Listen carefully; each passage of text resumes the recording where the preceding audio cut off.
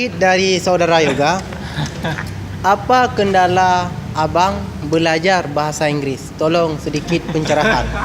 Dikarenakan banyak di antara kawan-kawan kita ketika belajar bahasa Inggris itu adalah angkat tangan atau menyerah.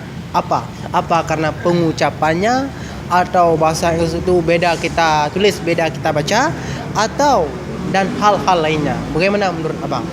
Apa kendalanya? Menurut saya dari diri saya sendiri, kendalanya yang pertama kurangnya vocab.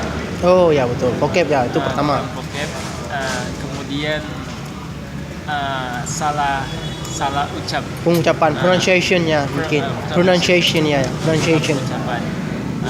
Dua hal itu yang membuat malu terutama. Ya, betul. Dua hal itu. Kalau masalah vocab, disitulah pengennya masuk English Club, Ya. biar ngucapnya betul. Vocabnya makin banyak. Betul. Tapi dihalangi ya salah satunya karena itu tadi malu. Malu ya, malu ya, betul. Minder itu sangat berbahaya di dunia ini, betul. Underestimate. Ya, dikarenakan banyak orang-orang sekarang yang pertama malu. Saya pernah juga mengajar bang kan, kawan saya 3 bulan. Cuman beliau nervous cara mengucapnya, tidak berani pengucapannya. Bahasa Inggris itu tidak mengapa salah, dan jangan takut salah. Namanya kan kita belajar bahasa orang, wajar kita salah. Yang malu kita nggak bisa bahasa sendiri. Apa bahasa Aceh atau bahasa negara, bahasa Indonesia kita. Macam saya malu nggak bisa bahasa Indonesia.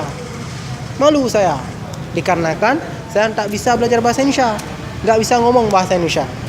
Jadi ini dari saya sedikit, Abang Yoga dan Abang Fahmi. Abang Fahmi ini yang sedang mengiti huruf idiom. Ini bisa lihat idiom. 10 idiom tentang binatang. Beliau emang perancang idiom Indonesia. Di Indonesia beliau ada berbagai ahli idiom, cuma beliau nomor 1 kayaknya ya. Karena saya membantu beliau dan saya belajar beliau. Contoh, don't looking for the same hole. Itu artinya adalah jangan kita terpuruk atau terjatuh kepada lubang yang sama. Don't looking for the same hole. Itu idiom tersebut saya rangkai dan saya cipta. Dan orang-orang native speaker dari Amerika ketika mendengar itu salut dan acungin jempol, dikarenakan di negara mereka tak pernah mendapatkan idiom begitu. Jadi untuk Abang Yoga, datang saja kemari karena Allah, belajar bahasa karena Allah, bukan karena bergaya hebat dan sebagainya, dan mungkin dan berbagai lain halnya. Alangkah mulia belajar bahasa karena Allah, karena untuk mendakwah kafir, mendakwah orang Amerika. Sudah menang, kita memberikan nasihat untuk mereka. Kita tak bisa mengubah mereka untuk jadi baik. Kita sudah mendakwah, biar Allah yang mengubah hati mereka terhidayah. Jadi Bang Fahmi, beliau adalah nama beliau Fahmi Hanifah. Beliau tinggal di Rukoh di Banda Aceh. InsyaAllah beliau ada di sini setiap Kamis jam 2 dan setiap Sabtu untuk mengajarkan saya bahasa English idiom. Jadi saya sangat senang dan bangga punya kanda guru seperti beliau. Tolong lihat idiom. Beliau adalah. Jadi beliau sudah ada idiom di kepala beliau 6.500 idiom. Itu belum termasuk pembuatan idiom terbaru.